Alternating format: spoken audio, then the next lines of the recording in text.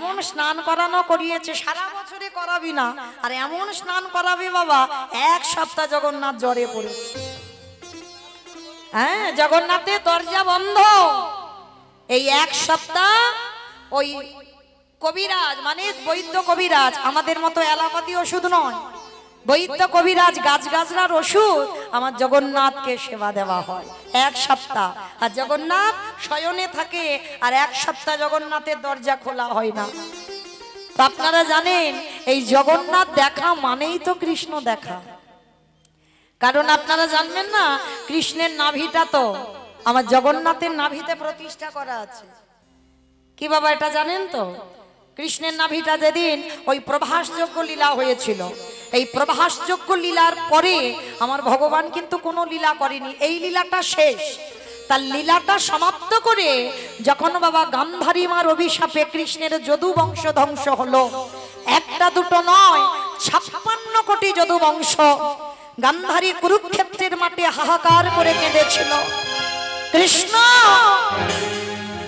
আমার কুরু বংশটাকে তুই যেমন ধ্বংস করে দিলি বাবা, আমি তোকে ছেড়ে দেব না, আমার মতো করে তোকেও কাঁদতে হবে।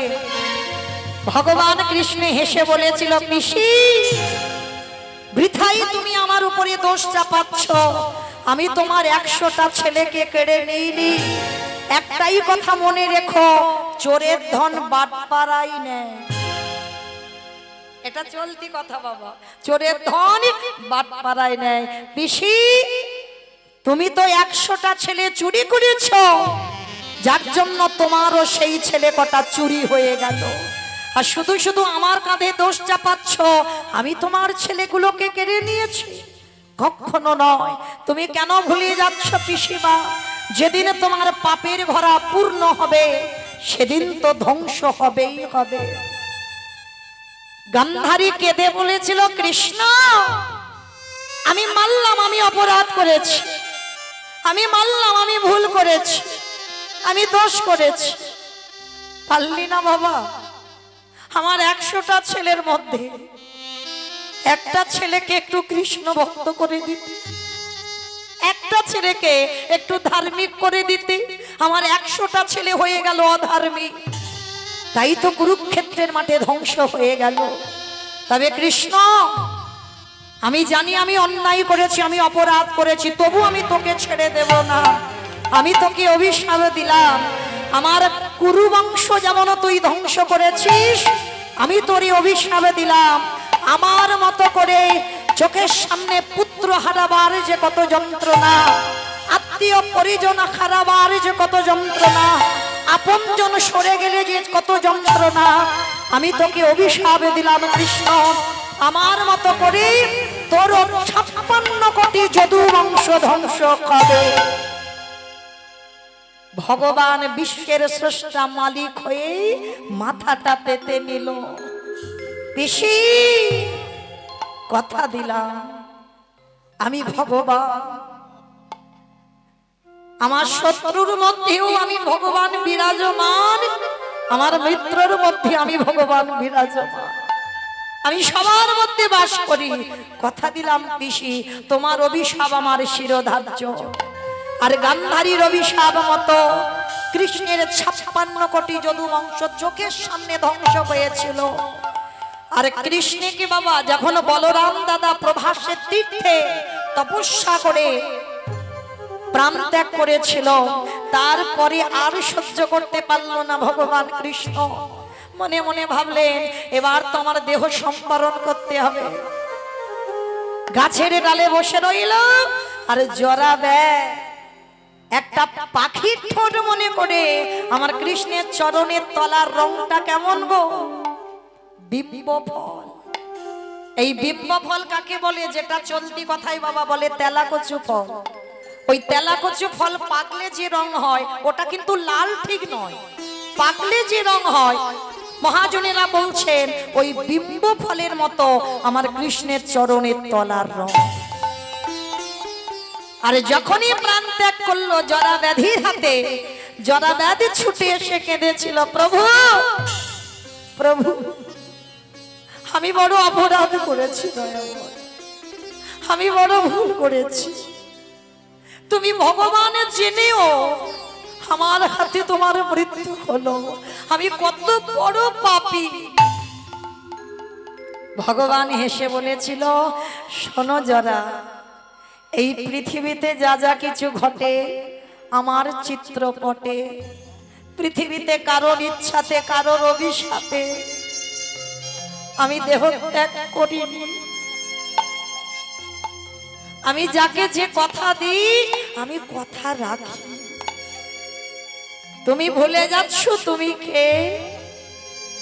তুমি তো ছিলে সেই বালিপুত্র অঙ্গ। মনে করে দেখো, যেদিন আমি অযোধ্যায় ফিরেছিলাম 14 বছর বনবাস শেষ করে, যে যা আমার কাছে চেয়েছিল আমি সবাইকে দিয়েছিলাম। অঙ্গ, তুমি সেদিন আমার চরণে পড়ে কেঁদেছিলে, বলেছিলে প্রভু যে যা চাইছে তুমি তাকে তাই দিচ্ছ। তুমি তোমার এই অঙ্গদকে কিছু দেবে না। রঘুপতি রামচন্দ্র বলেছিল, অঙ্গ, আমি মর্যাদা পুরুষোত্তম রাম, যে আমার কাছে যা চায় আমি তাকে 2 হাত ভরে দিই। বলো তুমি আমার কাছে কি চাও? ওরকম করে বললে হবে না ঠাকুর, আগে আমার মাথা ছুঁয়ে প্রতিজ্ঞা করো, আমি তোমার কাছে যা চাইবো তুমি দেবে। রামচন্দ্র বলেছিল, বেশ অঙ্গদ, আমি তোমার মাথা ছুঁয়ে বললাম, তুমি আমার কাছে যা চাইবে আমি তোমাকে দেব দেব দেব। অঙ্গদ প্রভুর চরণ দুটো ধরে বলেছিল, প্রভু দিতে যদি হয় তুমি আমার একটাই বর দিও, আমার বাবার মৃত্যুর প্রতিশোধ যেন নিতে পারি। যে আমার বাবাকে মেরেছে আমি নিজের হাতে আমি তাকে মারতে চাই। ভগবান আশীর্বাদটা দেওয়ার পরে চমকে উঠেছে। কথা দিলাম রাম জন্মাবার আগে বাবা রামায়ণ তৈরি, আশীর্বাদ দিয়েছিল, কথা দিলাম অঙ্গ, তোমার বাবার মৃত্যুর জন্য আমি দায়ী, আর কেউ নয়। আমার হাতে বধ হয়েছে, কথা দিলাম আমি নিজের হাতে তোমার হাতে মৃত্যুবরণ করব। তবে এ যুগে নয়, এ দেহে নয়। যেদিন আমি কৃষ্ণ অবতারী দ্বারকাধীরাজ হব, সেদিন তুমি হবে অঙ্গদ জরা ব্যাগ। আর কথা দিলাম আমি তোমার হাতে আমি আমার প্রাণটা ত্যাগ করব। আজকে যখনই কাঁদছে জরা, প্রভু আমার জন্য না, তোমার জন্য নয় জরা, আমি কথা দিয়েছি, আমি কথা রেখেছি। গান্ধারী অভিশাপ দিয়েছি, কথা রেখেছি, আমাকে দেহ ত্যাগ করতে হবে। তো বাবা, মানুষ মরে গেলে দেহের সর্বাঙ্গটা পড়ে যায়, কিন্তু একটা জায়গায় পড়ে না। কোন জায়গা?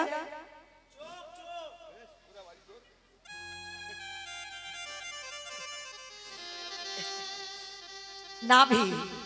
এই নাভিটা পড়ে না মানুষের, যেটাকে অনেকে বাড়িতে এনে বাবা মন্দির বানায় বাবা মা স্মৃতির উদ্দেশ্যে, আবার অনেকে গঙ্গার পাড়ে পুঁতে দিয়ে আসে, যার যেমন মনের বাসনা থাকে।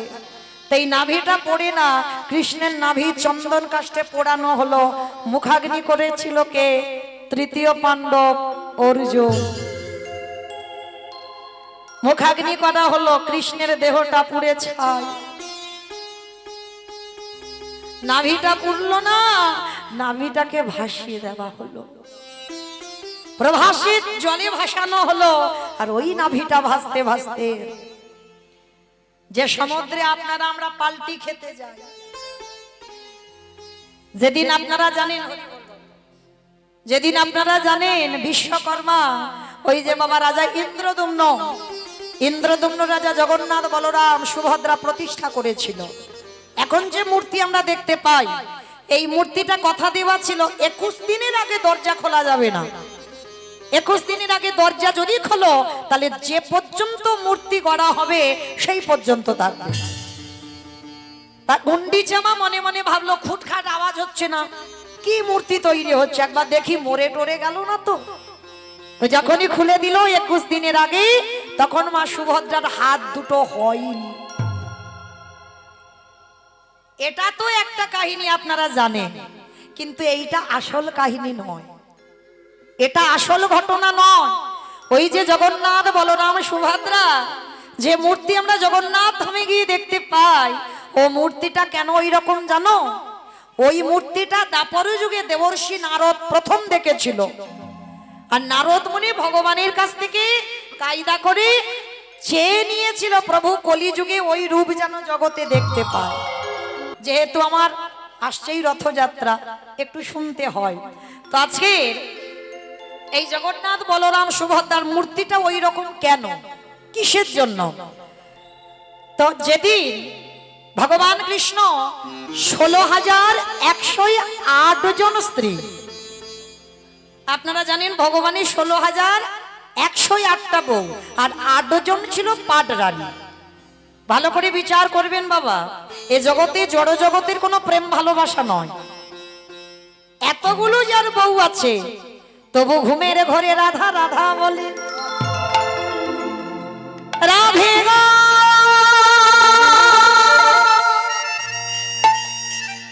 রাধে গো,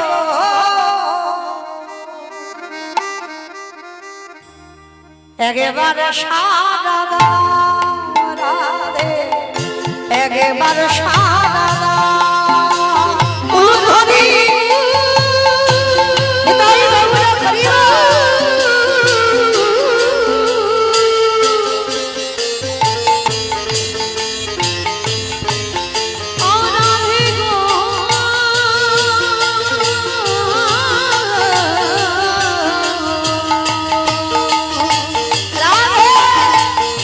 রাধে গো,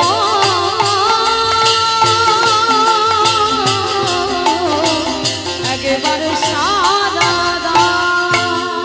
শ্যামসায়রের মরালিনী রাধে, শ্যামসায়রের মরালিনী রাধে, কৃষ্ণ প্রেম প্রদায়িনী রাধে, কৃষ্ণ প্রেম প্রদায়িনী রাধে, গাম্ভীর্য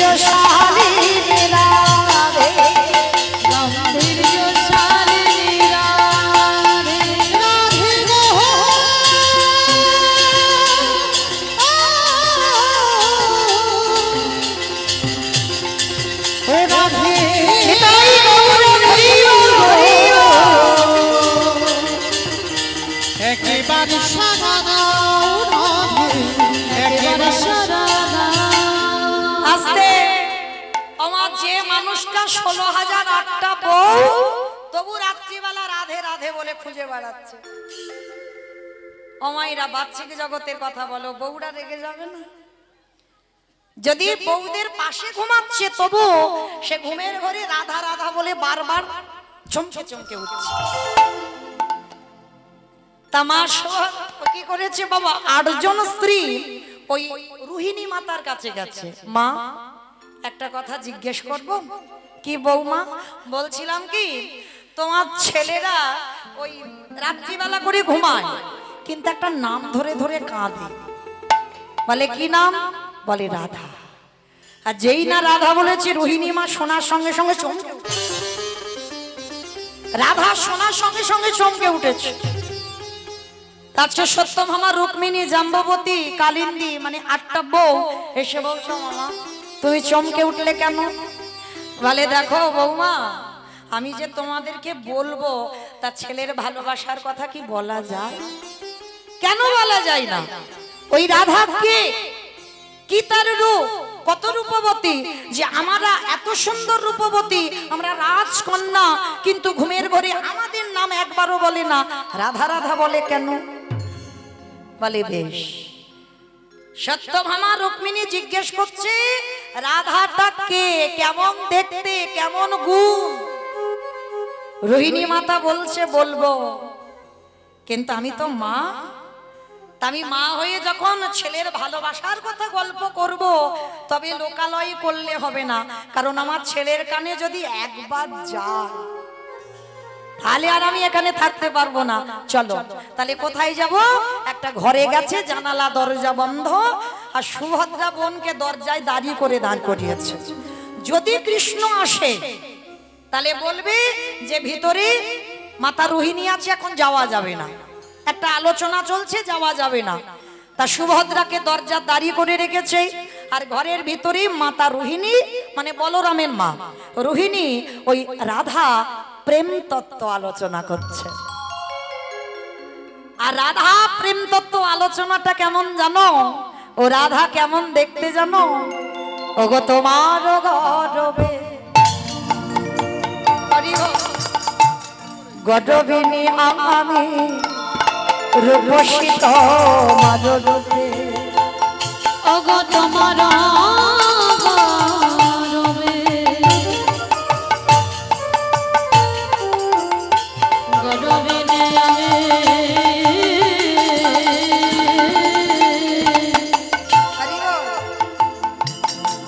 রূপসী তোমার নামে। বলি হেন মনে করি অতটি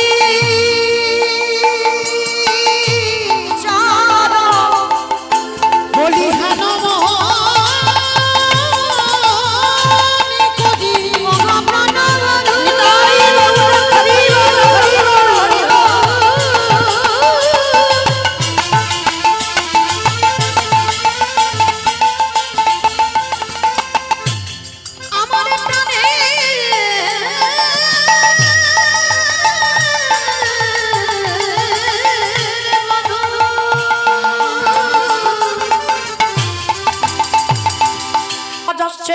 ভগবান স্বর্ণ সিংহাসন থেকে ছুটে এসেছে, যেখান থেকে রাধা তত্ত্ব ভেসে আসছে।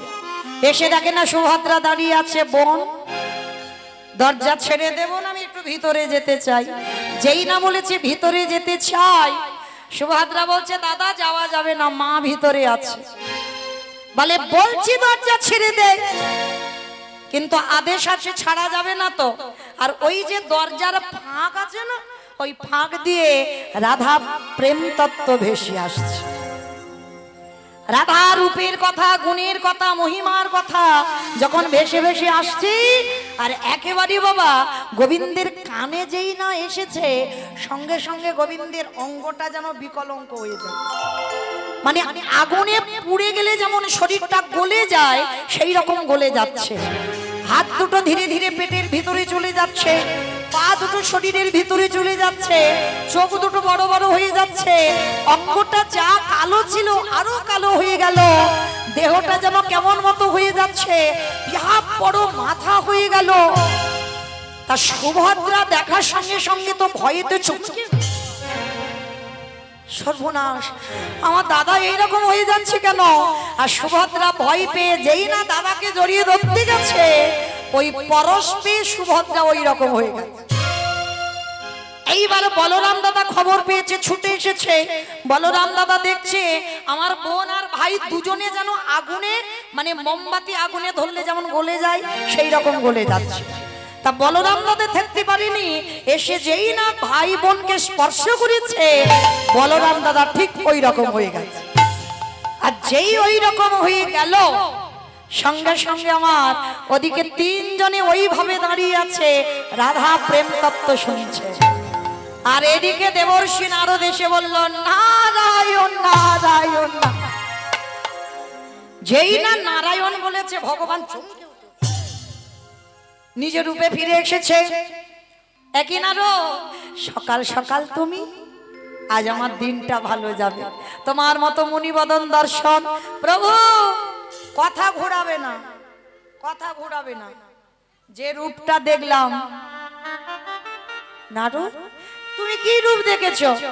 আমি তো এমনি করে দাঁড়িয়ে আছি, আমি তো কোনো রূপ ধরিনি। বলে ঠাকুর তুমি মিথ্যাবাদী, আমার চোখে ধুলো দিতে পারবে না, আমি নারদ, আমার কথা হয় নারদ। আচ্ছা নারদ, সকাল সকাল তুমি আমার সঙ্গে মজা করছো, আচ্ছা বলো সকালবেলা মুনি বদন দেখেছি যখন, তুমি আমার কাছে কি চাও? নারদ মুনি বলছে ঠাকুর যা চাইবো তুমি দেবে। দেব, বলো কি চাও। হে দয়াময়, তব চরণে আমি জানাই রাগলাম, এই তারকায় সিংহ দুয়ারে আমি যে রূপ আজ দর্শন করলাম, আমি তো একা দেখলাম, আমি নারদ, আর কেউ দেখেনি জগতে। প্রভু গো, ওই রূপ তুমি জগতে নিয়ে যাবে, ওই জগতের মানুষ তোমার ওই রূপ দর্শন করবে। নিতাই রবীন্দ্র নানা চাহি না গো, ওই জগতের ওই রূপে তোমায় দেখবে। আস্তে। তাহলে বাবা ঠাকুর সেই জগন্নাথ বলরাম কলিযুগে প্রতিষ্ঠিত হলো, রাজা ইন্দ্রদম্ন রাজা গুন্ডিচামা প্রতিষ্ঠা করলো, যে রূপ আপনারা দেখতে যাই, আমরা দেখতে যাই। আর সেই কৃষ্ণের নাভিটা এসে যখন সমুদ্রে এলো, সেই নাভিটাকে নিয়ে ওই জগন্নাথ ওই কাঠের নাভিতে প্রতিষ্ঠা করা হলো। 12 বছর অন্তর যখন নবকলিবর হয়, কাঠ বদলানো হয়, আবার নাভিটাকে বের করে আবার নতুন কলেবরে দেওয়া হয়। এটাই হচ্ছে কৃষ্ণের নাভি, আজও জগন্নাথের মূর্তিতে প্রতিষ্ঠা করা আছে। তাহলে জগন্নাথ দেখা সাধারণ দেখা নয়, সাক্ষাৎ কৃষ্ণ রূপ দর্শন। আজকে সেই জগন্নাথ ধাম যিনি প্রতিষ্ঠা করেছিল মূর্তিটা, ইন্দ্রদম্ন রাজা স্ত্রী, যার নাম গুন্ডিচা। এই গুন্ডিচার কটা ছেলে ছিল জানো? 18টা। সেই 18টা ছেলে মরে তাদের রক্তেতে হয়েছে 18 নালা। তাহলে মায়েরা হিসেব রাখছো তো? প্রথম জন্মে দেবকী হয়ে 8টা চলে গেল, মা বলার মতো রইল না। দ্বিতীয় জন্মে 18টা গেল।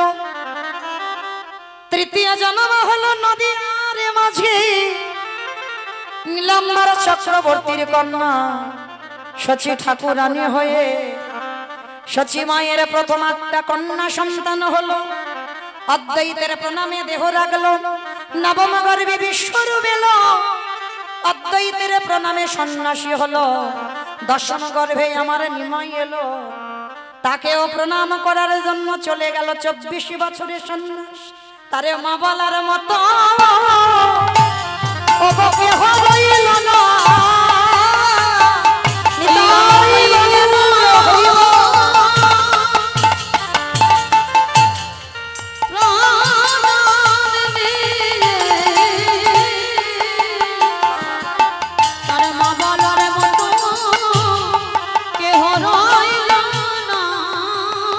আস্তে। তাহলে মায়েরা, যার জন্য ভগবানের মাকেও কাঁদতে হলো, আর আপনারা আমরা তো তুচ্ছ। তাই সেই চৈতন্য মহাপ্রভু আমার দাদা নিতাইকে সঙ্গে নিয়েছে। আর নিতাইকে সঙ্গে নিয়ে কি করছে জানো? নিতাই যদি দেখে তারে বলে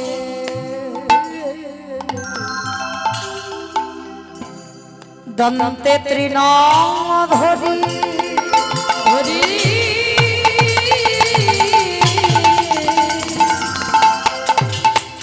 আস্তে। অমাইরা তৃণ মানে কি গো? তৃণ মানে খড়, তৃণ মানে ঘাস। আচ্ছা মা, সেটা তো আমরা গরু ছাগলকে দিই। তা নিতাই চাঁদের কি এমন মতিভ্রম হলো যে নিতাই চাঁদ দাঁতে ঘাস নিচ্ছে? এটাই তত্ত্ব। শুনলে হবে না, অনেক কিছু জানতে হবে। তা নিতাই চাঁদ দাঁতে ঘাস নিয়েছে কেন জানো? মহাপ্রভুর আমলে একটা নিয়ম ছিল যে গুরুজনদের সামনে কথা বলতে গেলে তোমাকে একটা দাঁতে কাঠি নিতে হবে, ঘাস নিতে হবে। আর নিলে কি বুঝবি কথাটা সত্যি বলছে বা বিনতার সহিত বলছে। তাই নিতাই চাঁদ নিতাই যদি দেখে তারে বলে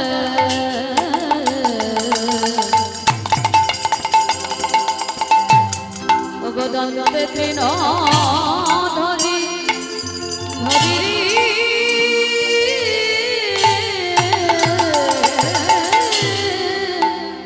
তোমরা আমারে তোমরা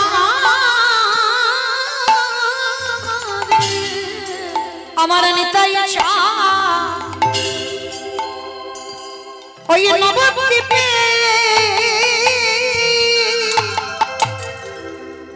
দাঁড়িয়ে দাঁড়িয়ে কেঁদে বলে ওরে কলির জ্ঞানন্দ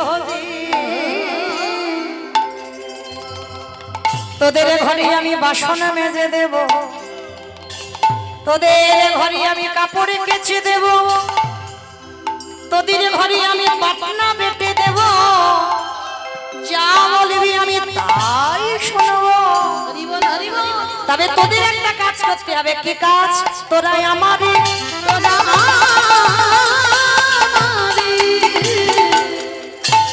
কিনে গেলা কিনে গেলা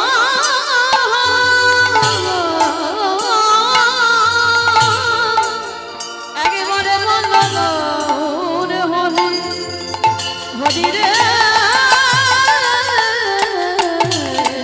আসতে আমাইরা নিতাই চাঁদ হরি নামটা নিয়ে আজকে ঝড় বৃষ্টিতে গদাগাড়িতে এসেছে। এসে কি করছে জানো? পাইকারি বলে পাইকারি ভালো করে বুঝবে। পাইকারি পাইকারি এরকম বদমাশ দেখেছে বলে আম ঘুরাচ্ছে নিতাই চাঁদ বলে পাইকারি আসতে। আচ্ছা বাবা, যখন জমি থেকে সবজি তুলে একসঙ্গে দোকানে দেন মানে আড়তে দেন, তাকে আপনারা কি বলেন মুর্শিদাবাদে? শেল বলে নাকি? পাইকারি। বেশ, নিতাই চাঁদ হরি নামের ডালাটা অন্যান্য গ্রামে নয়, এই গ্রামে এসেছে পাইকারি বলে পাইকারি। আর একটা মানে হচ্ছে, বের করেন, পাইকারি বলে পাইকারি বলি পাইকারি পাইকারি বলে পাইকারি পাইকারি। আমার দুটো মানে বের করেছেন। পাইকারি মানে একসঙ্গে দিচ্ছে গদাগাড়ি, আর একটা হচ্ছে পাইকারে মানে হরি নামটা দেব মানুষ পাচ্ছি না, শেষে এক জায়গা ঢেলে দিয়েছে। কোথায়? দোকানে। ওই দোকানি ওই দোকানে ওই দোকানি পানের দোকান, সবজি দোকান, মুদিখানার দোকান, বাদাম দোকান, কোন দোকানে দিল? আইসক্রিম দোকানে না? ওমা আইসক্রিম দোকানে দিল, তাহলে কোন দোকান? দেখেছি, এইটাই হচ্ছে মুর্শিদাবাদ। দোকানে এই দোকানি যারা দোকানে খুলে বসে আছে, হরি নাম দিল দোকানি যারা দোকান খুলে বসে হরি আছে, নাম দিল দোকানি। এত বলি নিতাই চাঁদ রাধে ভূমি গড়ি যায় যাই রে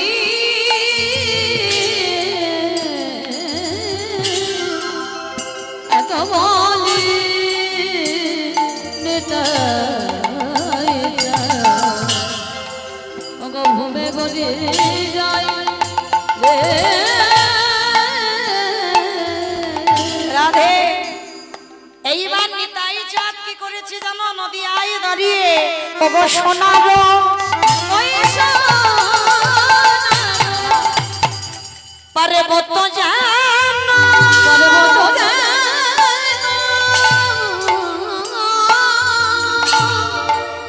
দেখো ধুলালে লুটাই লুটাই রে ওই শোনানো পার্বত্য যেন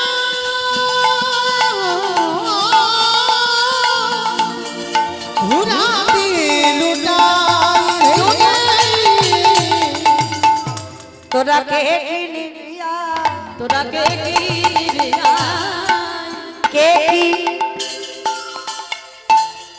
আবার বের করো একটু খুঁজে খুঁজে, তলিয়ে ভিতরে যাও।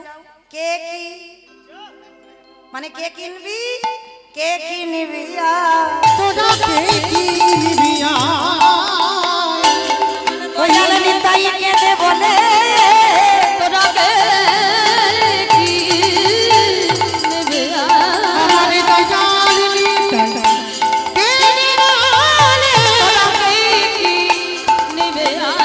নিতাই দারে দারে বিলাইছে দারে দারে বিলাইছে নিতাই দারে দারে বিলাইছে দারে দারে বিলাইছে বলি গোলকের অমূল্য ধান দারে দারে বিলাইছে বলি গোলকের অমূল্য ধান দারে দারে বিলাইছে বলি গোলকের অমূল্য ধান দারে দারে বিলাইছে বলি গোলকের অমূল্য ধান নিতাই গোলকের অমূল্য ধান বলি গোলকের অমূল্য ধান বলি গোলকের অমূল্য ধান দারে বিলাইছে গো দারে দারে বিলাইছে আহা সোনার পর্বত যেন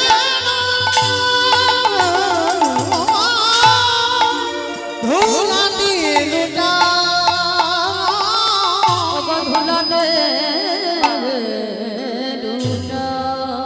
আচ্ছা নারকেল যারা যারা দেখেছো দেখবে বাবা বাইরে একটা খসা আছে খসাটাকে ছাড়াবে নারকেল পাবে ওরে বাবা ভিতরে আরো শক্ত বেশি তাই না নারকেল যারা ছাড়িয়েছো জানো বাইরে যত না শক্ত ও ভিতরে গেলে বাবা আরো বেশি শক্ত আর তার ভিতরে যদি যেতে পারো নারকেলের শ্বাসটা যদি টেনে ছাড়াতে পারো যদি আস্বাদন করতে পারো তাহলে বুঝবে নারকেলের স্বাদটা কেমন এই কীর্তন বিষয়টা বাবা ঠিক এই রকম শুধু একটা কাহিনী হবে আর উপর থেকে কীর্তনিয়া বলবে চলে যাব শুনে না একবার হৃদয়ঙ্গ করতে হবে অনুভব করতে হবে হ্যাঁ কারণ যে জায়গাটা বসেছেন বড় ধন্যাতি ধন্য জায়গা পরীক্ষিত মহারাজের জায়গা তবে আমি যে জায়গাতে দাঁড়িয়েছি বাবা ওটা আপনাদের থেকে নিচু জায়গা উঁচু জায়গা নয় আপনারা মনে করেন কীর্তনিয়া ওরা অনেক বড় কিন্তু না মা যারা এখানে তত্ত্ব জ্ঞানী যারা শাস্ত্র জ্ঞানী যারা গ্রন্থ পড়েন তারা জীবনে বলবে না যে কীর্তনিয়ারা উপরে আগে কীর্তনিয়ারা নিচে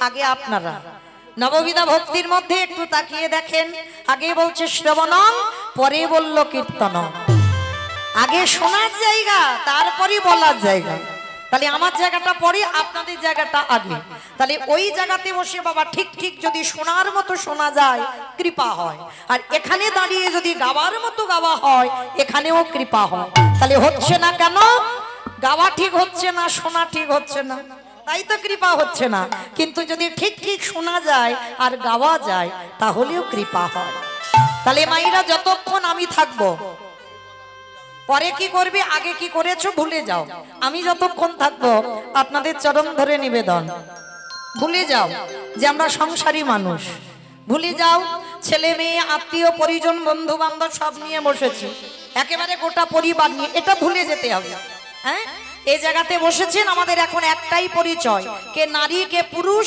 এসব ভেদাভেদ নেই আমাদের একটাই পরিচয় আমরা হলাম কৃষ্ণ চরণের দাস আর এখানে যারা বসেছেন কোনো পুরুষ নয় পুরুষ তো একজন বসে আছে মন্দিরে অনাদিরাদি গোবিন্দ আর যারা আছি আমরা সবাই প্রকৃতি নারী যদি বলেন বাবা এটা আমার কথা নয় যেদিন মীরাবাই দেখা করতে গিয়েছিল সনাতন গোস্বামীর সঙ্গে সনাতন গোস্বামীর সঙ্গে দেখা করতে যাবে কিন্তু বাবা সবাই মিলে বলল শোনো আমাদের বাবাজি কোনোদিন নারী বদন দেখে না মীরাবাই খিলখিল করে হেসে উঠেছিল আরে বাবা এ জগতে আবার পুরুষ কে হলো পুরুষ তো একজন তিনি হলেন আমার অনাদিরাদি গোবিন্দ আর যারা জগতে আছে সব প্রকৃতি সব নারী যারা ভজন করতে বসবেন বাবা যারা ভগবানের সেবা দিতে বসবেন একটা কথা খেয়াল রাখবেন চরণ ধরে বলে যায় যদি কেউ মনে করে আমি পুরুষ জীবনেও ভজন সাধন হবে না সে নরোত্তম গোস্বামী সনাতন রূপ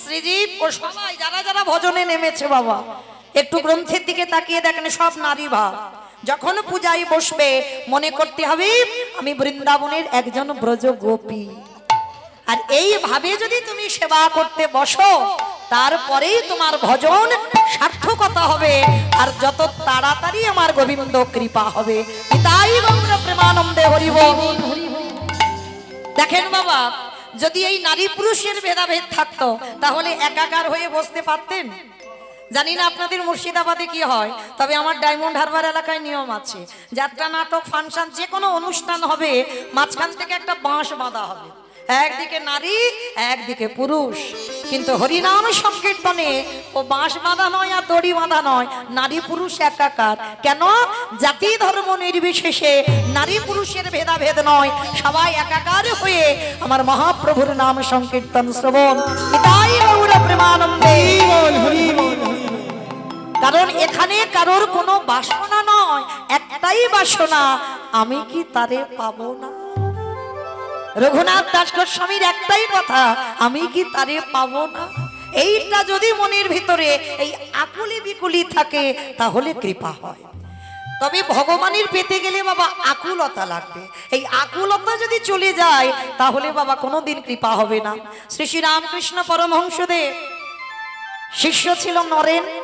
নরেন একদিন প্রশ্ন করেছিল, আচ্ছা ঠাকুর, এই যে ভগবানকে পাবো, আচ্ছা বলতে পারো ভগবানকে পেতে গেলে মনের ভিতরে কিরকম একটা ব্যাপার হয়, কিরকম ঘটনাটা ঘটে, যে আমি ভগবান পাবো, কবে পাবো, আমি বুঝবো কি করে?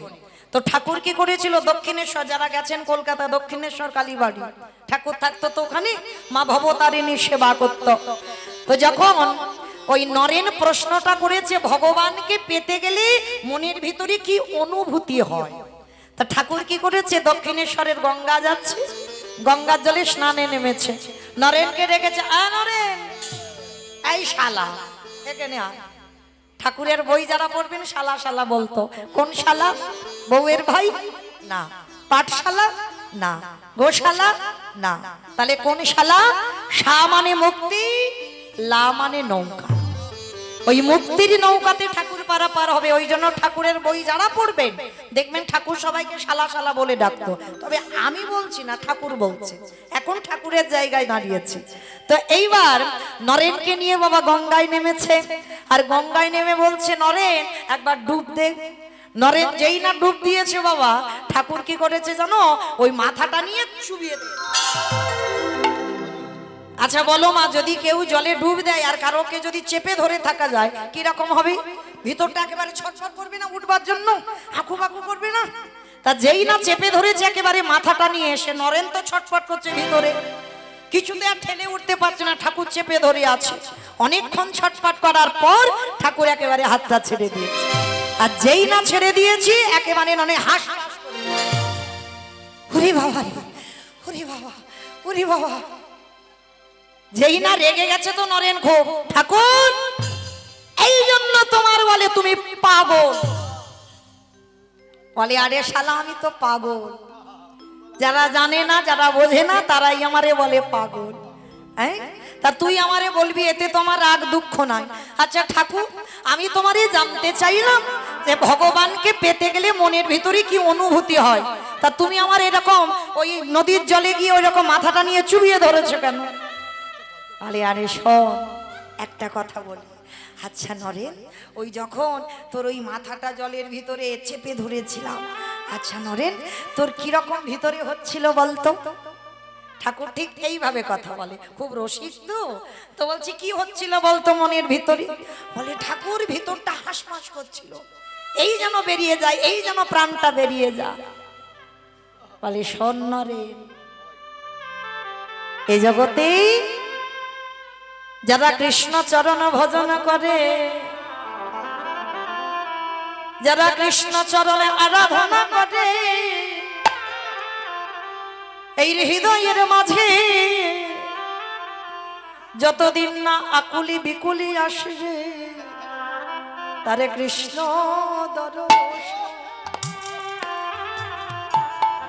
দর্শন হবে হবে না। হা কৃষ্ণ বলি নিতাই হরি বল, হরি বল, হরি বল, হরি বল।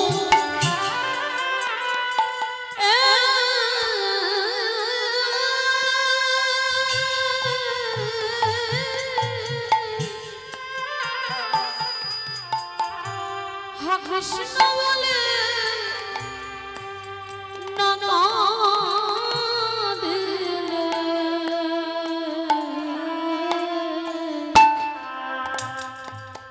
তারে কৃষ্ণ দর্শন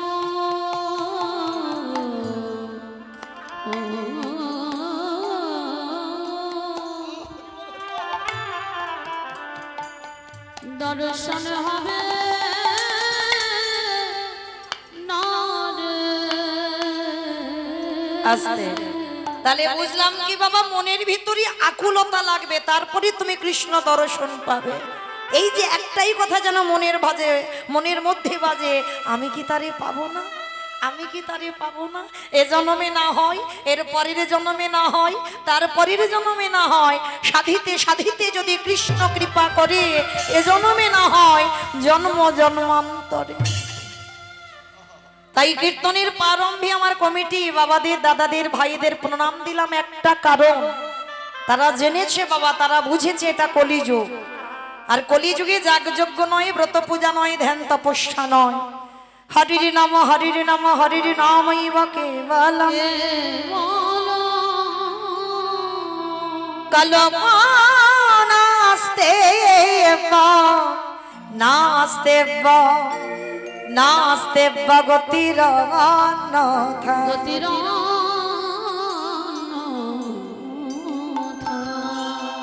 কলির মানুষের হরিনাম ছাড়া কোনো গতি নাই, কোনো গতি নাই, কোনো গতি নাই। আপনারা প্রশ্ন করবেন, মৌমিতা এই যে আশেপাশে কীর্তন শুরু হলো আষাঢ় শ্রাবণ মাস, এ তো আর বন্ধ হবে না, সারা মুর্শিদাবাদ মানে প্রত্যেকটা মোড়ে মোড়ে বাবা কীর্তন হবে, হবে কি না?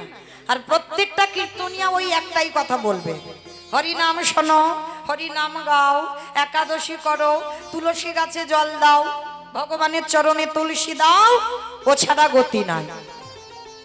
কি মাইরা বলবে না? সব কীর্তনিয়ারা এসে একটাই কথা বলবে, কিন্তু কীর্তনিয়ারা বলবে আর আপনারা সব শুনে বাড়িতে চলে যাবেন, হবে না। একটু হৃদয়ঙ্গ করেন। এই যে কীর্তনিয়ারা বলছে হরিনাম ছাড়া গতি নয়, সত্যি কি গতি আছে বাবা? যে যত বড় ধনী হও না কেন, যার যত টাকা থাকুক না কেন, যার যত অর্থ থাকুক না কেন, শেষের দিনে কিন্তু তোমার কেউ সঙ্গী নয়। এইটা যত তাড়াতাড়ি জানবে তত তাড়াতাড়ি তোমার মঙ্গল হবে। কেউ তোমার নয়।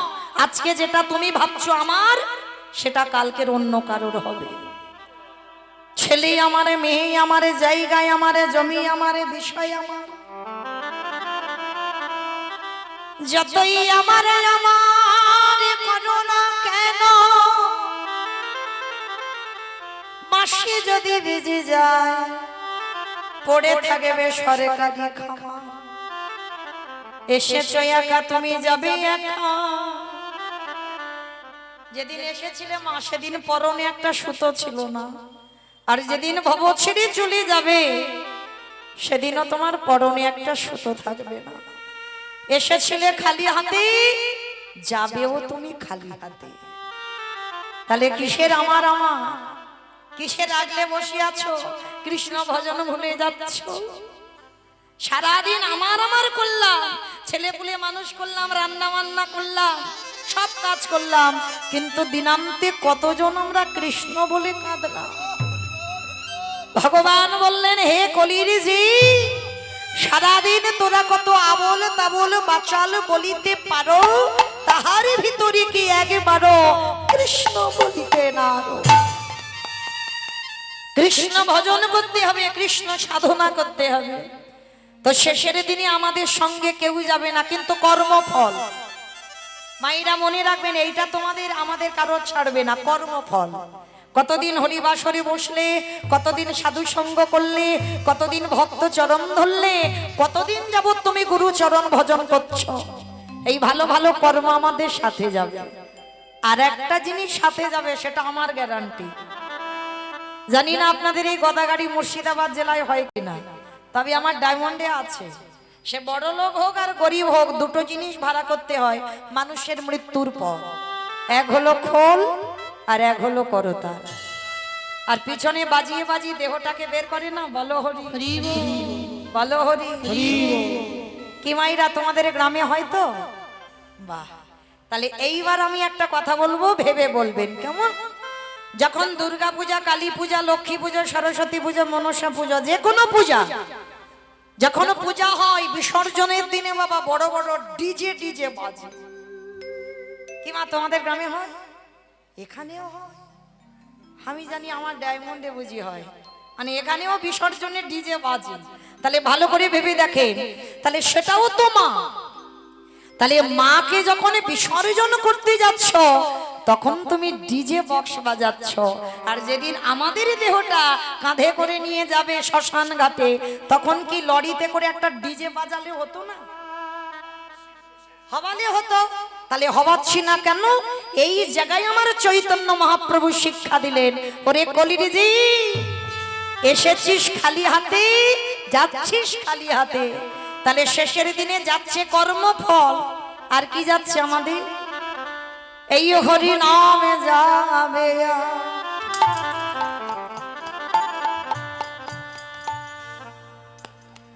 আমাদের পছা দেখা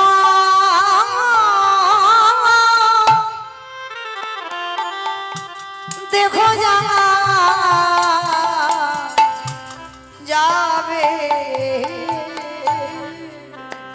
যেদিন তুমি নিতাই গৌর প্রেমানন্দে হরি বল হরি বল।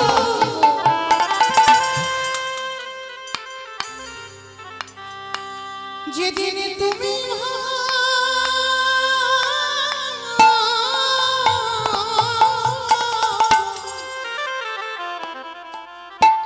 হরি বল হরি বল। ওই ভাব পারে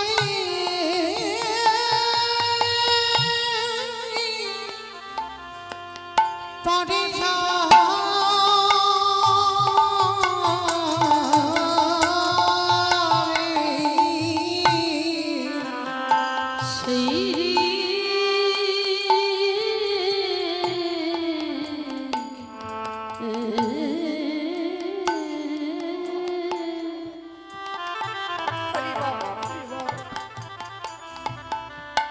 সেই দিন নাম যাবে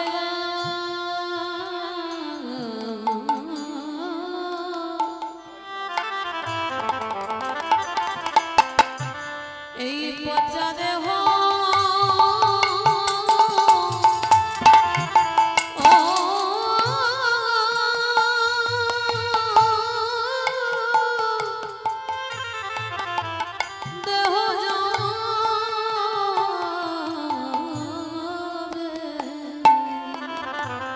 ও ভাই সেদিন সঙ্গীর সাথী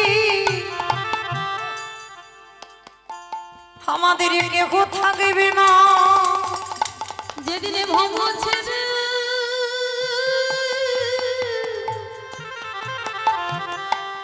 আমরা চলে যাব, আমাদের কারোর কৃষ্ণ ভজন ভজন হলো না। কৃষ্ণ বলে না বলে এইভাবে না। দয়াল আমার মতো পাপী জগতে আর কেহ না। বলে এইবার করো রে। হে দয়াময় আমি পারির ঘাটে আমি দাঁড়াই রইলাম। তুমি তো প্রতিদিন বাবা নাম ধরেছ, দয়াল আমার কেশে ধরে টেনে নিও। তুমি তো কত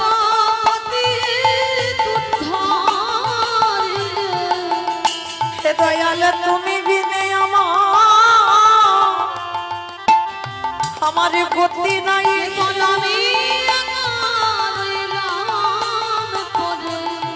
দয়ালি একেবারে কেশে ধরে টেনে নিও। দয়াল পারে ঘাটাতে আমি দাঁড়াই রইলাম, যেন আমার চরণ ছাড়া করো না দয়া। শুধুই জন্মে না জন্মে জন্মে আমি পতিতে বলে পায়ে ছিল না।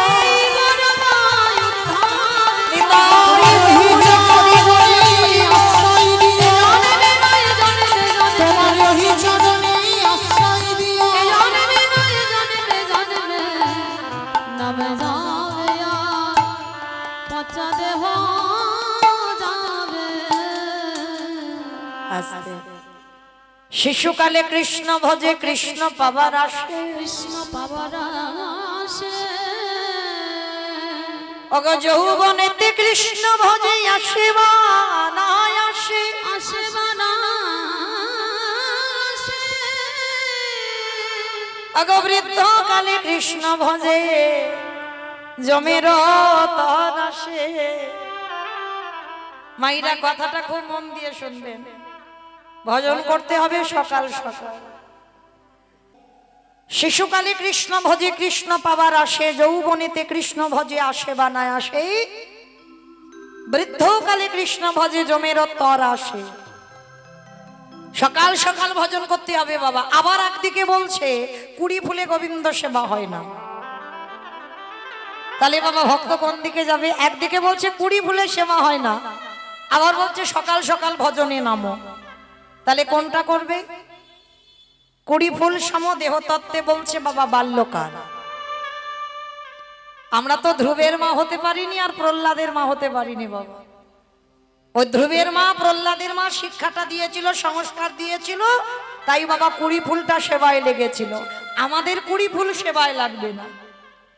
আর বাসি ফুল মানে দেহ তত্ত্বে বাবা সবাই জানে বার্ধক্য দশা, দন্ত পড়ে যাবে, কেশ পেকে যাবে, চামড়া আলগা হবে।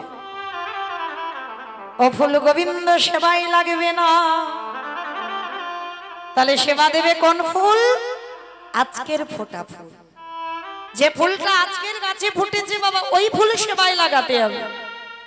আর আজকের ফোটা ফুল সম যৌবনকাল। আমার গোবিন্দ যৌবনকাল বড় ভালোবাসে বাবা। বারবার রাধারানীকে বলেছিল আমার যৌবনে দিয়ে ভালোবাসো। বাবা কোন যৌবনের কথা বললো? যেদিন দাঁড়াবার শক্তি থাকবে, দুটো হাত গোবিন্দ সেবার কাজে লাগবে, দুটো কর্ণ ভালো করে কৃষ্ণ নাম শুনতে পাবে, জিহ্বা কৃষ্ণ নাম বলতে পারবে, দুটো নয়ন ভগবানকে দেখতে পাবে, সেই সময়কালটাকে বলছে যৌবনকাল। 10টা ইন্দ্রিয় যেদিন সতেজ থাকবে, আর ওই ফুল গোবিন্দ সেবায় দিলে আমার গোবিন্দ বড় তৃপ্তি পায়। ওই জন্য বলছি সময় থাকতে ভজন করো। তাহলে চলো আমরাও সবাই এসেছি বাবা, একেবারে সূর্য যখন মাথায়, যদিও বা এখন মাথায় দেখা যাচ্ছে না, ঢেকে দিয়েছে সূর্যকে। হ্যাঁ, কালকে ডাকবো, আজকে আর ডাকবো না। আজকের মেঘে ঢাকা আছে তো কালকে সূর্যকে ডাকবো। তো যাই হোক, তো আজকে যখন সবাই একত্রিত হয়েছি, আমরা সবাই যাব মা কিছুক্ষণের জন্য নদিয়া নবদ্বীপ ধাম। একটুখানি হলেও যেতে হবে, আর তারপরে আমরা লীলা আস্বাদন করব। আমার উপরে আজকের একটা লীলার দায়িত্ব দেওয়া হয়েছে। লীলা আস্বাদন হবে কি? ভক্ত রুহিদাস। আচ্ছা বলো তোমরা, রুহিদাস কাদের বলে?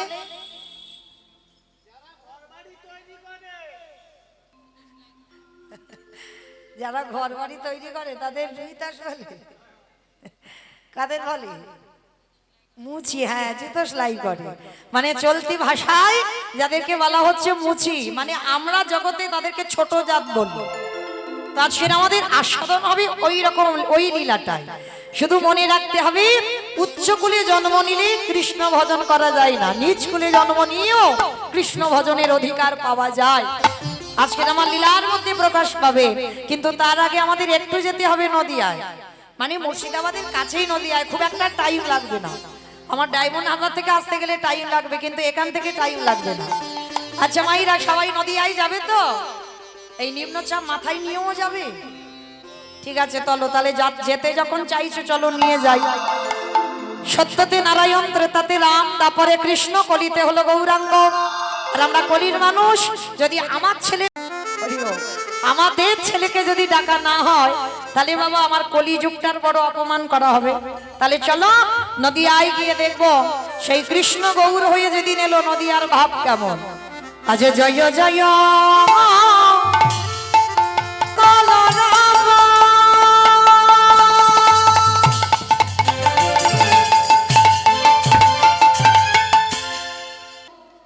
তোমাইরা কলরব মানে গন্ডগোল, হইচই, কিন্তু মা এখানে তো গন্ডগোল হইচই কিচ্ছু হচ্ছে না। হচ্ছে কই? হচ্ছে কই? আমি তো শুনতে পাচ্ছি না। একটু প্রেম সে দেখি একবার সবাই। আজ জয় জয়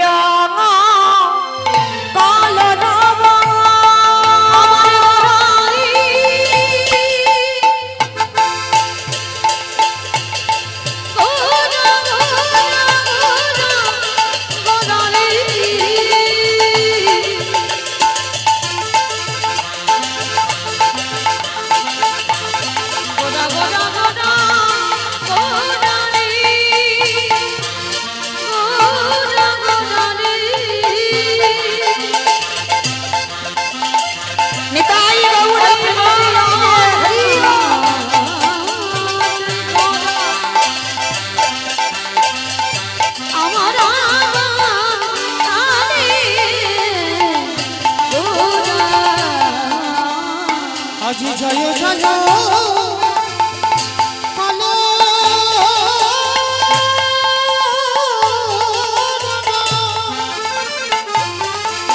ওই না নদিয়া না গোরে অগজনমল ভিবে গোদা সচির উদরে জনমলা ভিবে গোদা সচির উদরে ওই না জনমলা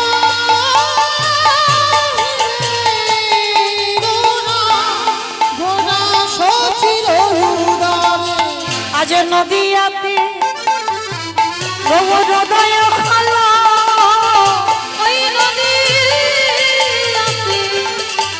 গৌরদয়ে হলো এই কলির জীবে উদ্ধারিতে উদয় হলো কৃষ্ণ প্রেমে প্রচারিতে ওই নদীতে উদয় বলি হলো মানব জন্ম ধন্য করিতে নদীতে ওই মানব হরিব উদয় হলো নদীতে উদয় হলো এবার জনমল ভীমে ঘোড়া সচির উদরে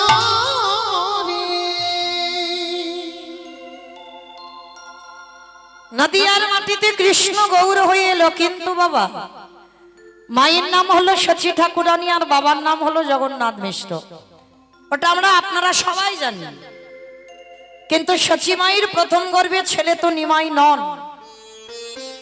দশম গর্ভের ছেলে হচ্ছে নিমাই।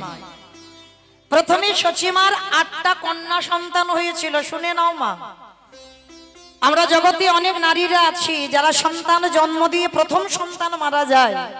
আমরা অনেক অনেক এই গ্রামাঞ্চলের মায়েরা বলি সে নারীর মুখ দেখা মহাপাপ। ও নারী নাকি কোনো শুভ কাজে লাগে না। ও নারীর মুখ দেখে কোথাও গেলে আমাদের যাত্রা শুভ হয়ে যায়। কেন না, ওর প্রথম গর্ভে সন্তান নাই। এটা গ্রামাঞ্চলের মানুষদের একটা ধারণা আছে মা। কিন্তু এইবার আপনারা বিচার করে দেখেন, যিনি বিশ্বের স্রষ্টা মালিক ভগবান, তারই মা সচী মা প্রথম কোলেই তো 8টা মেয়ে মরে গেল। বড় ছেলে এলো বিশ্বরূপ, অদ্বৈত আচার্যের সঙ্গে টোলে পড়তে গিয়ে বাবা দক্ষিণ ভারত গিয়ে সন্ন্যাসী হলো।